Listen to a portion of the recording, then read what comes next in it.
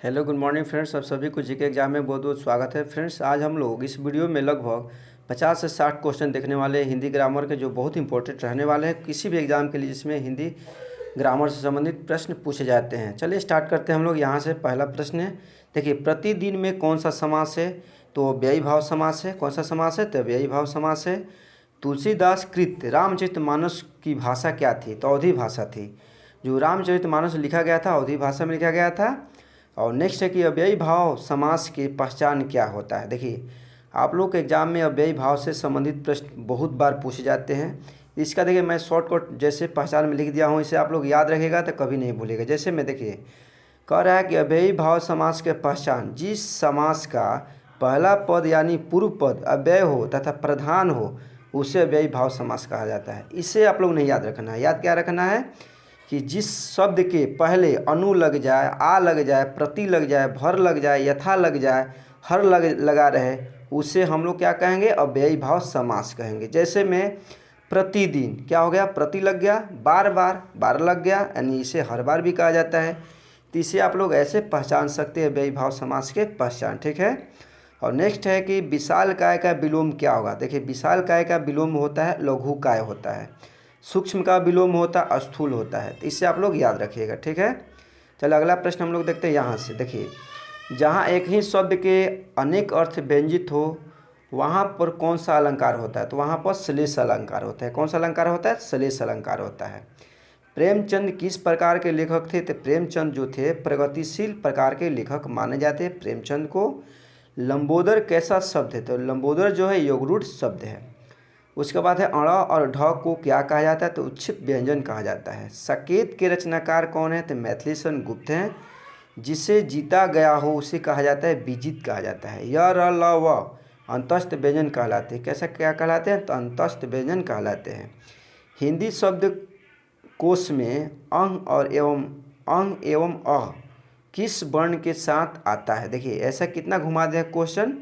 देखिए कि हिंदी शब्द कोश में अंग और अ जो होते हैं किस वर्ण के साथ आता है?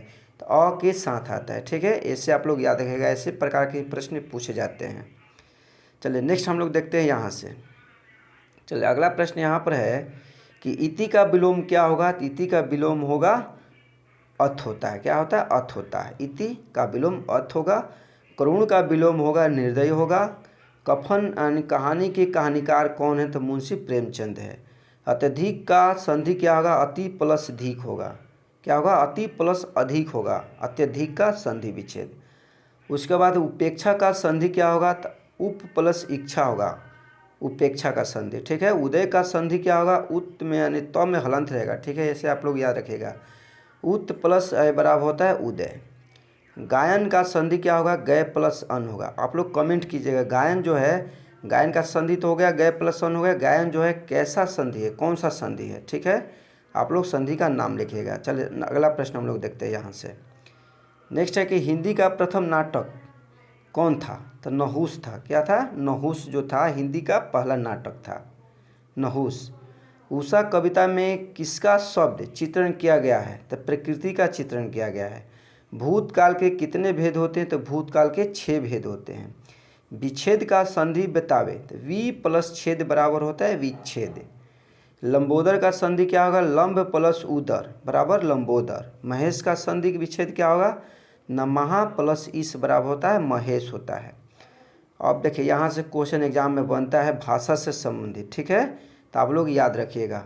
देखिए नेक्स्ट यहाँ पर क्या क्या है, कौन कौन से भाषा है? देखिए बांगरू, कनौजी, ब्रज, ये सब किस हिंदी के अंतर्गत आता है? हिंदी के अंतर्गत आता है। तो पश्चिमी हिंदी के अंतर्गत आता है। कौन कौन से? बांगरू, कनौजी, ब्रज, याद रखिएगा दिमाग में। कबीर दास की भाषा को क्या कहा जाता है? स्वधु कड़ी कहा जाता है। और किसने कहा? तो रामचंद्र शुक्ल ने कहा। एग्जाम में दे देगा प्रश्न कि कबीर दास की भाषा जो है स्वधुकड़ी है, किसने कहा? तो रामचंद्र शुक्ल ने कहा। कबीर दास की भाषा को पंचमेल खिचड़ी किसने कहा? तो बाबू श्याम सुंदर दास ने कहा। देखिए एसएससी जीडी का एग्जाम होने वाला है अभी, तो इसमें आप लोग ये मत सोचिएगा कि हिंदी साहित्य से प्रश्न नहीं पूछे जाएंगे, क्योंकि वहाँ पर भी आप लोग को देखने को मिलेगा 4 से 5 प्रश्न ऐसे मिलेंगे कि हिंदी साहित्य से संबंधित रचना और रचनाकार और उपनाम से संबंधित। तो इसे आप लोग इग्नोर नहीं करना है। आप लोगों को अगर सिलेक्शन लेना है तो आप लोग को टोटल जितने भी क्वेश्चन हैं वो क्वेश्चन आपके लिए इम्पोर्टेंट हो या ना हो, आपके लिए इम्पोर्टेंट की ज़रूरत नहीं है, एग्जामिनर के लिए इम्पोर्टेंट होना चाहिए, वही प्रश्न आप लोग को पढ़ना है। आप लोग जहाँ से भी पढ़ें, आप लोग को कोई भी क्वेश्चन को हिंदी का इग्नोर नहीं करना है।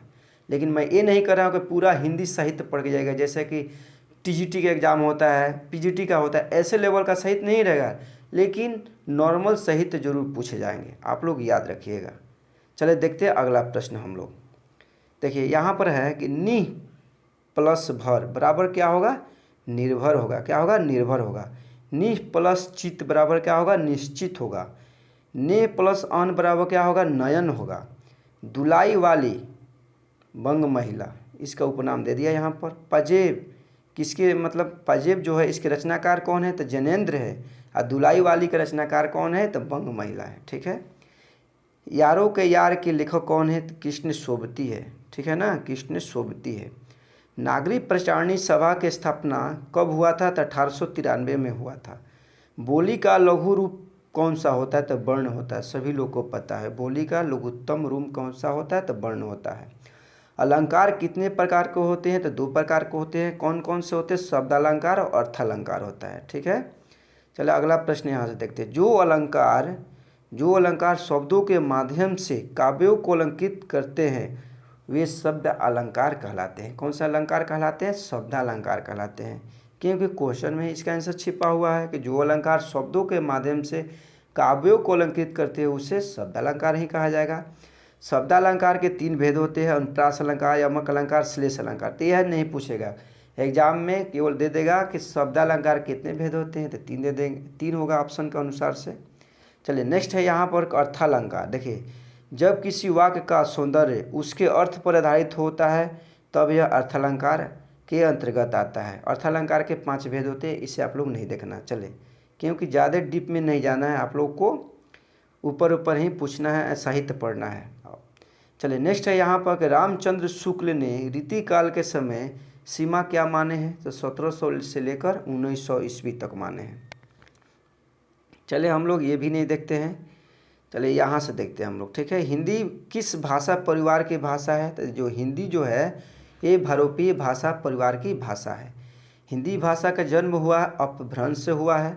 हिंदी को विशिष्ट बोली ब्रज भाषा किस रूप में सबसे अधिक प्रसिद्धि मिली थी, तो काव्य भाषा के रूप में सबसे ज़्यादा प्रसिद्धि मिली थी।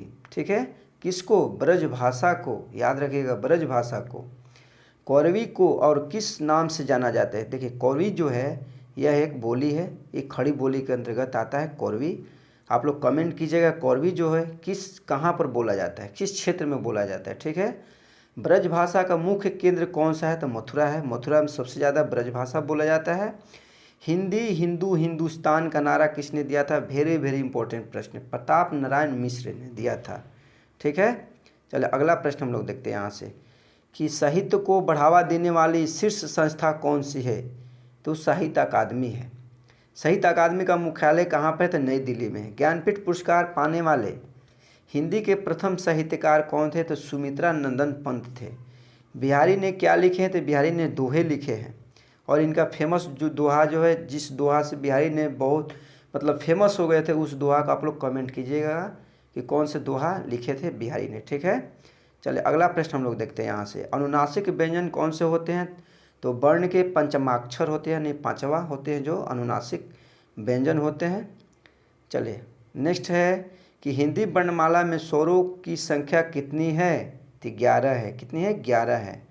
वर्तमान में हिंदी का प्रचलित रूप क्या है, तो खड़ी बोली है। वर्तमान में हम लोग जो हिंदी जो अभी हम लोग बोलते हैं तो वही कह रहे हैं कि वर्तमान में हिंदी का प्रचलित रूप कौन सा है, तो खड़ी बोली है।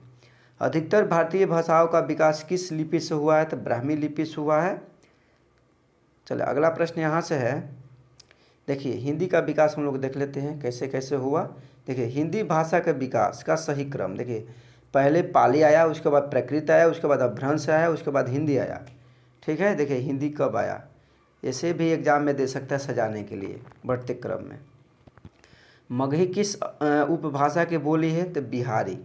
मगही किस उपभाषा की बोली है, तो बिहारी मतलब बिहारी भाषा की बोली है। हिंदी खड़ी बोली किस अपभ्रंश से विकसित हुई है? तो शौरसेनी। कौन सी भाषा संस्कृत भाषा की अपभ्रंश है? तो पाली है।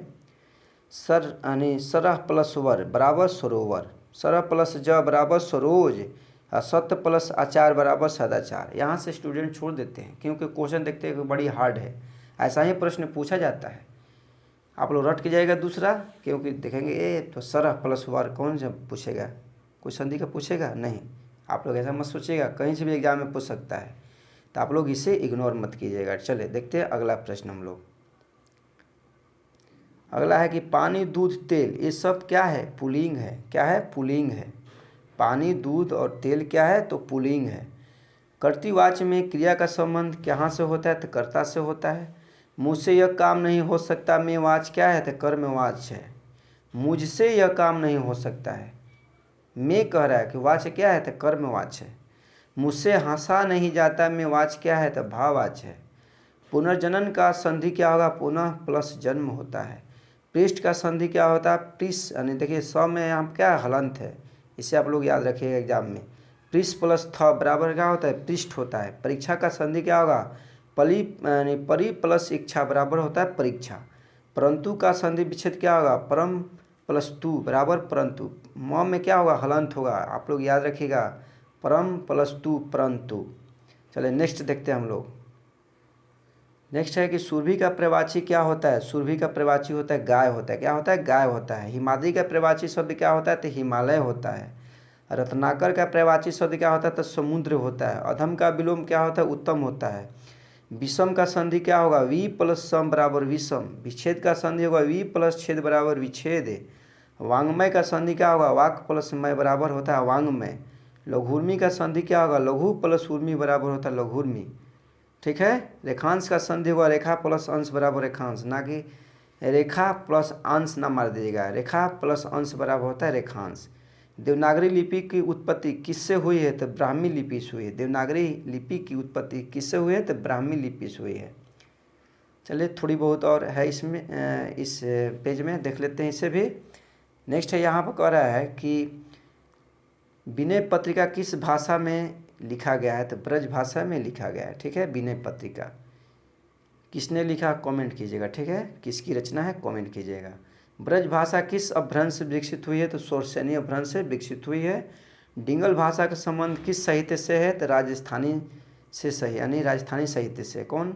डिंगल भाषा का संबंध। बिहारी किस धारा के कवि थे? तो रीति सिद्ध धारा के कवि थे। कौन? बिहारी। निर्णय का संधि विच्छेद क्या होगा? निह प्लस नय बराबर होता है निर्णय। निर्दोष का संधि क्या होगा? निह प्लस दोष बराबर होता है निर्दोष। नाविक का संधि विच्छेद क्या होता है? नौ प्लस इक बराबर होता है नाविक। ठीक है, तो यहीं पर रहने देते हैं इस वीडियो में। आप लोग को वीडियो कैसा लग रहा है लाइक कीजिए, सब्सक्राइब कीजिए चैनल को, क्योंकि इस पर मैं पर डे अब 1 से 2 वीडियो अपलोड करने वाला हूँ। हिंदी ग्रामर का तो चलता ही रहेगा, और साथ में मैं हिंदी क्या बोलते हैं जीके और जीएस का वीडियो मैं अपलोड करने वाला हूँ। वो भी 100 क्वेश्चन का रहेगा वीडियो, एक वीडियो में 100 क्वेश्चन रहेगा, बहुत सेलेक्टेड क्वेश्चन। तो फ्रेंड्स आप लोग लाइक करें, सब्सक्राइब करें, मोटिवेट करें मुझे, ताकि मैं और अच्छे से अच्छे वीडियो बनाऊँ। मिलते हैं नेक्स्ट वीडियो में। Okay, bye bye.